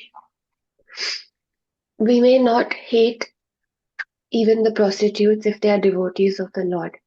Even to date, there are many prostitutes in the great cities of India who are sincere devotees of the Lord. By tricks of chance, one may be obliged to adopt a profession which is not very adorable in society, but that does not hamper one in executing devotional service to the Lord.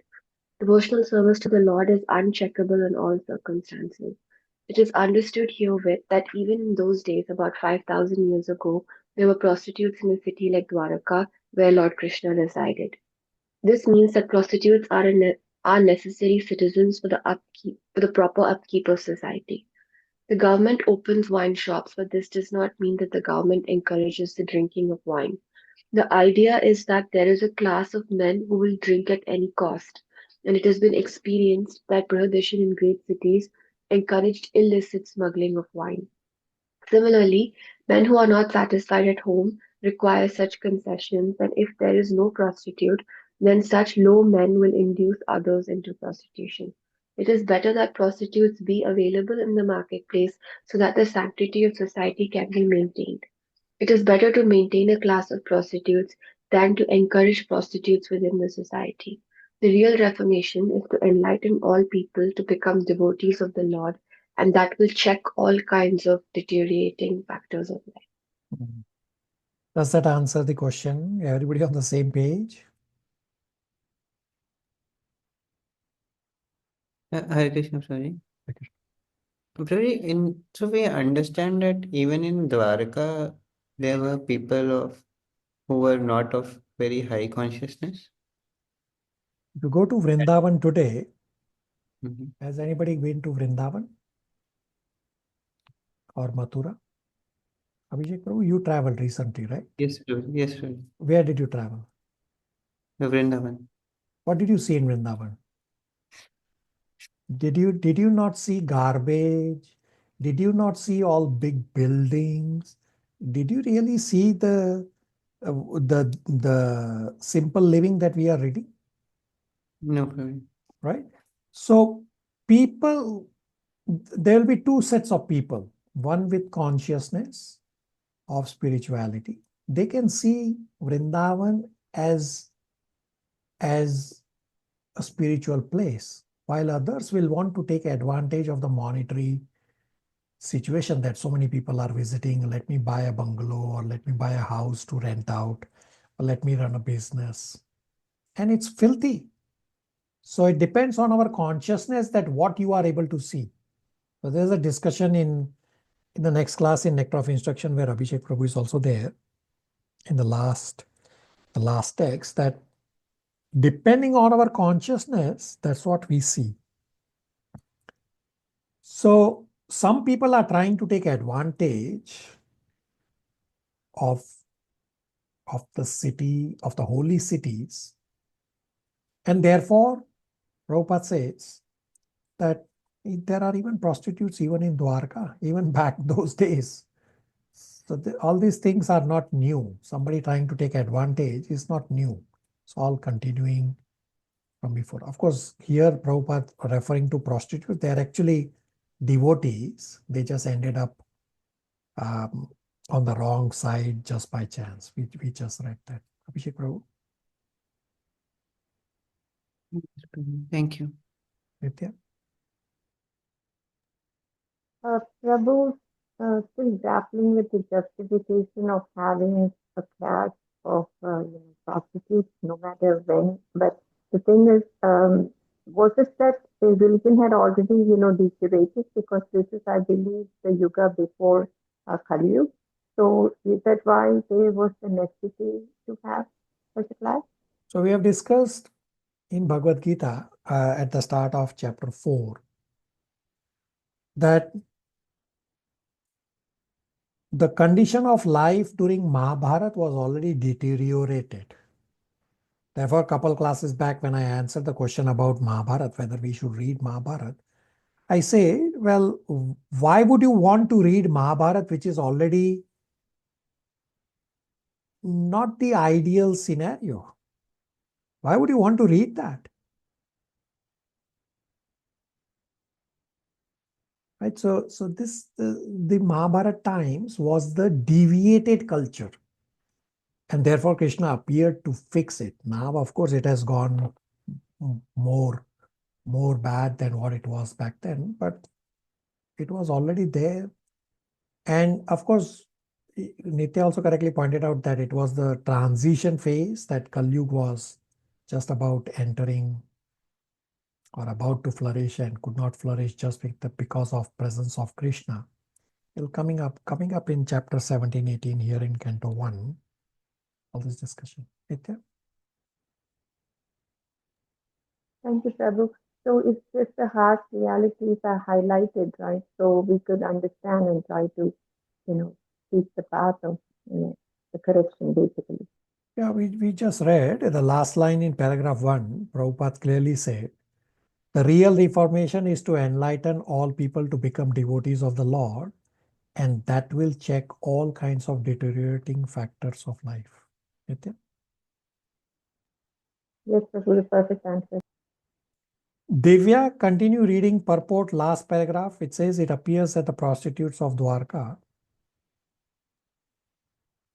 It appears that the prostitutes of Dwaraka, who were so eager to meet the Lord, were all his unalloyed devotees, and thus they were all on the path of salvation.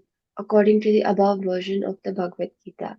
Therefore, the only reformation that is necessary in society is to make an organized effort to turn the citizens into devotees of the Lord, and thus all good qualities of the denizens of heaven will overtake them in their own way. On the other hand, those who are non-devotees have no good qualifications whatsoever, however they may be materially advanced. The difference is that the devotees of the Lord are on the path of liberation, whereas the non-devotees are on the path of further entanglement in material bondage. The criterion of advancement of civilization is whether the people are educated and advanced on the path of salvation. Very good. Questions, comments, realizations?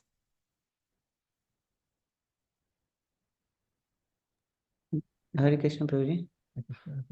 Prabhuji, this, like, how should we see this prostitution in devotees and like the regulative principles which we describe?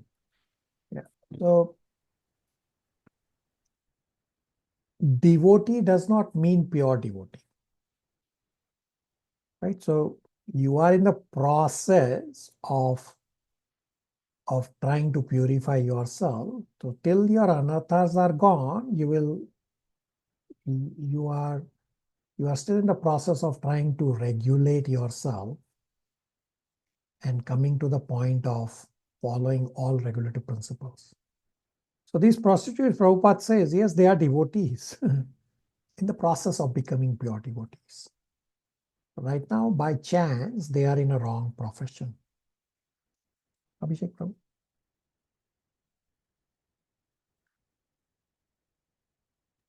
Thank you, Prabhuji. Verse number 20 is straightforward. Nitya.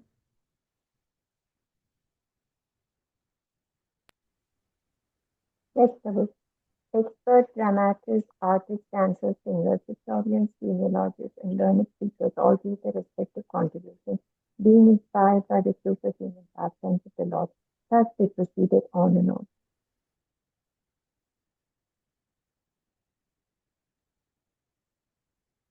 All right. In the next few verses are reciprocation by Krishna. So as we read, notice how Krishna reciprocated differently with different individuals.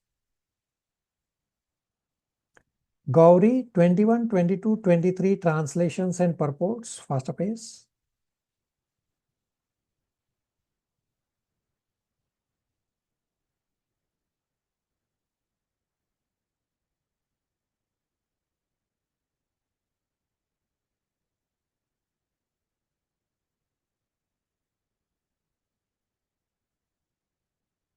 Chandran, 21, 22 translations and purports.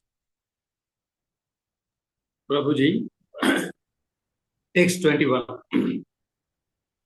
Lord Krishna, the personality of Godhead, approached them and offered due honor and respect to each and every one of the friends, relatives, citizens, and all others who came to receive and welcome him. Purport. The Supreme Lord Personality of Godhead is neither impersonal nor an inert subject unable to reciprocate the feelings of his devotees. Here, the word yatavidi, or just as it behooves, is significant. He reciprocates just as it behooves with his different types of admirers and devotees. Of course, the pure devotees are of one type only because they have no other object for service but the Lord. And therefore, the Lord also reciprocates to such pure devotees just as it behooves. Namely, he is always attentive to all the matters of his pure devotees. There are others who designate him as impersonal, and so the Lord also does not take any personal interest. He satisfies everyone in terms of one's development of spiritual consciousness. And a sample of such reciprocation is exhibited here with his different welcomes.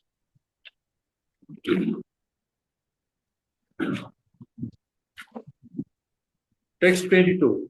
The Almighty Lord greeted everyone present by bowing his head, exchanging greetings embracing, shaking hands, looking and smiling, giving assurances and awarding benedictions even to the lowest in rank. Purport to receive the lost grace, Sri Krishna.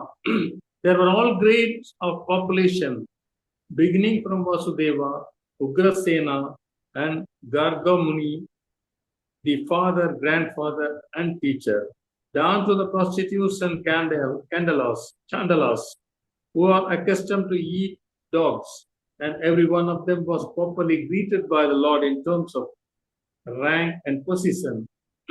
As pure living entities, all are the separated parts and parcel of the Lord, and thus no one is alien by his eternal relation. Such pure living entities are graded differently in terms of contamination of the modes of material nature, but the Lord is equally affectionate to all his parts and parcels despite material gradation. He descends only to recall these materialistic living beings back to his kingdom. And intelligent persons take advantage of this facility offered by the personality of Godhead to all living beings. No one is rejected by the Lord from the kingdom of God, and it remains with the living being to accept this or not. Text 23. Then the Lord personally entered the city accompanied by elderly relatives and invalid brahmanas with their wives, all offering benedictions and singing the glories of the Lord. Others also praise the glories of the Lord. The brahmanas in society were never attentive to banking money for future retired life. When they were old invalids, they used to approach the assembly of the kings, and simply by praising the glorious deeds performed by the kings, along with their wives, they would be provided with all necessities of life. Such brahmanas were not, so to speak, flatters the kings, but the kings were actually glorified by their actions, and they were sincerely still more encouraged in pious acts by such brahmanas in a dignified way. Lord Sri Krishna is worthy of all glories, and the praying brahmanas and others were glorified themselves by chanting the glories of the Lord. Hare Krishna. And we'll read 24 translation and purport, and then we'll come to discuss about the reciprocation. Priyanka, 24 translation purport, faster pace, please. Hare Krishna. When Lord Krishna passed over the public roads, all the ladies from the respectable families of Dwarka went up to the roofs of their palaces just to have a look at the Lord. They considered this to be the greatest festival. Purport: to have a look at the Lord is a great festive occasion, undoubtedly, as it was considered by the metropolitan ladies of Dwarka. This is still followed by the devout ladies of India, especially during the days of the Jhulan and the Janmashtami ceremonies. The ladies of India still throng up in greatest numbers at the temple of the Lord, where his transcendental eternal form is worshipped. The transcendental form of the Lord installed in a temple is not different from the Lord personally. Such a form of the Lord is called Archa Vigraha or Archa incarnation, and it is expanded by the Lord by his internal potency just to facilitate the devotional service of his innumerable devotees who are in the material world. The material senses cannot perceive the spiritual nature of the Lord, and therefore the Lord accepts the Archa Vigraha, which is apparently made of material elements like earth, wood, and stone, but actually there is no material contamination. The Lord being Kaivala, one alone, there is no matter in him. He is one without a second, and therefore the Almighty Lord can appear in any form without being contaminated by the material conception. Therefore, festivities in the temple of the Lord, as held generally, are like festivals performed during the manifestive days of the Lord of Dwarka about 5,000 years ago. The authorized acharyas who know the science perfectly install such temples of the Lord under the regulative principles just to offer facilities to the common man. But persons who are less intelligent, without being conversant with the science, mistaking this great attempt to be idol worship and poke their nose into that to which they have no access. Therefore, the ladies or men who observe festivals in the temples of the Lord just to have a look at the transcendental form are 1,000 times more glorious than those who are non-believers in the transcendental form of the Lord. It appears from the verse that the inhabitants of Dwarka were all owners of big palaces. This indicates the prosperity of the city. The ladies got up on the roofs just to have a look at the procession and the Lord. The ladies did not mix with the crowd on the street, and thus their respectability was perfectly observed. There was no artificial equality with the man. Female respectability is preserved more elegantly by keeping the woman separate from the man. The sexes should not mix unrestrictedly. Hare Krishna. Very good purport. So just few minutes back, we had this question about what is the form of the Shyam Sundar original Krishna. Well, we just read that the Archa form that we have at the temples is not different than Krishna himself. Why we worship Archa or why Archa is here is because I cannot see original Krishna with my material eyes. And Archa is here to accept our services. So Lord reciprocates properly with his different types of admirers and devotees, beginning with his father down to prostitutes, chandalas, various examples. So Krishna reciprocated with due respect. He bowed down his head, offered obeisances to parents, elders, such as his father and uncle. With some, Krishna exchanged greetings. With some, he embraced them. With some, he shook hands. With some, he looked and smiled at them. With some, Krishna greeted them and said, whenever you need help, come to see me.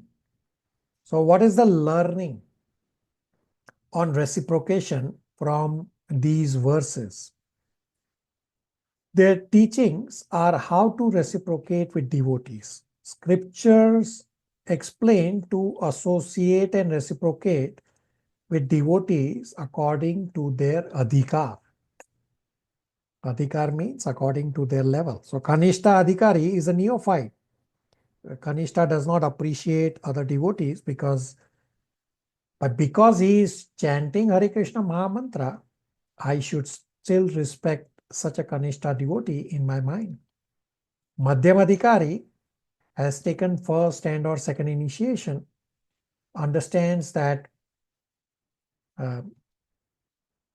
relationship with Krishna is developed based on how he relates with others. So I offer obeisances to such a Madhyamadhikari devotee and make friends with such a Madhyamadhikari devotee for sharing Krishna Katha. And Uttamadhikaris are free from darkness and anarthas, are generally spiritual masters. So I try to serve Uttamadhikaris and I desire association of such Uttamadhikari devotees. Questions, comments, realizations?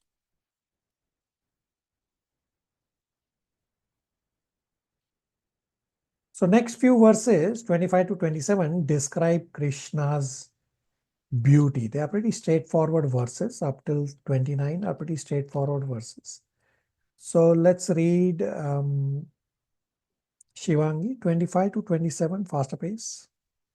Translations only. Text 25. The inhabitants of Dwarka were all regularly accustomed to look upon the reservoir of all beauty, the infallible Lord, yet they were never satiated. 26. The Lord's chest is the abode of the goddess of fortune. His moon-like face is a drinking vessel for eyes which hanker after all that is beautiful.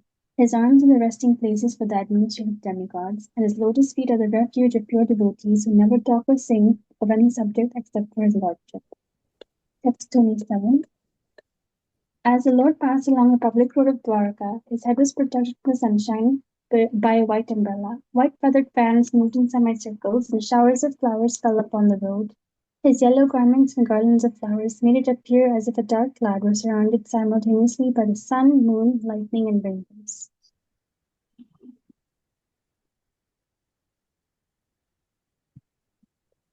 (28) also, Prabhuji. Hold on.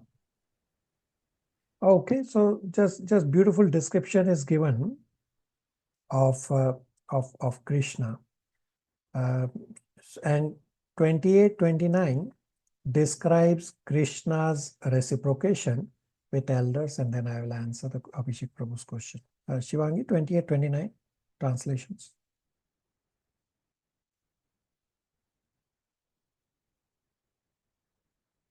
unmute.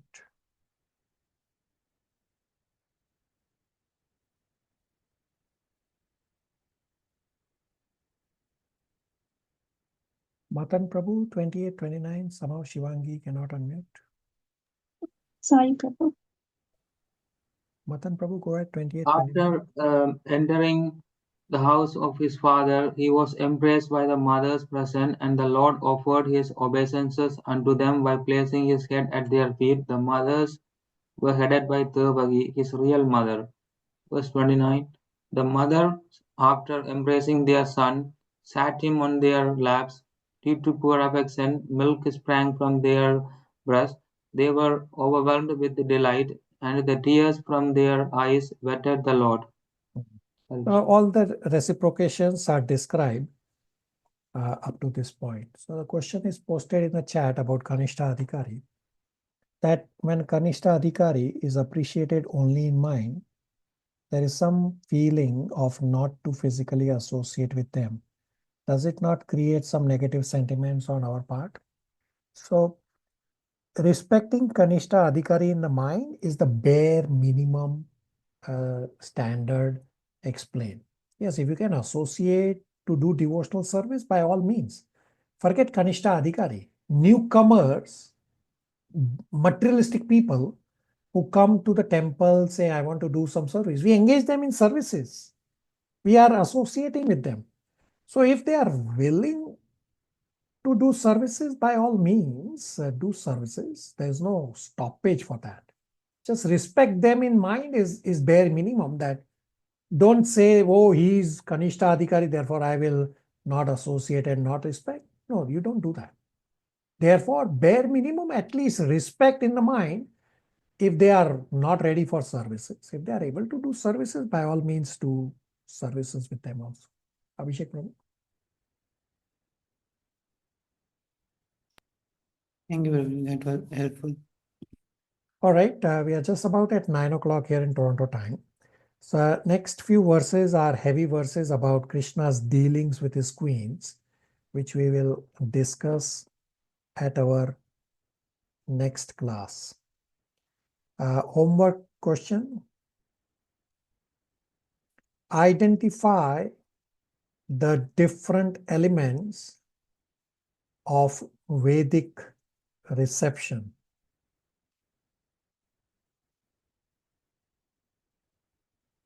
And the second is, I'm assuming you already read chapter 11. If not, you can always reread chapter 11 from 30 to end of chapter 11. And then also read chapter 12 up to verse number 36.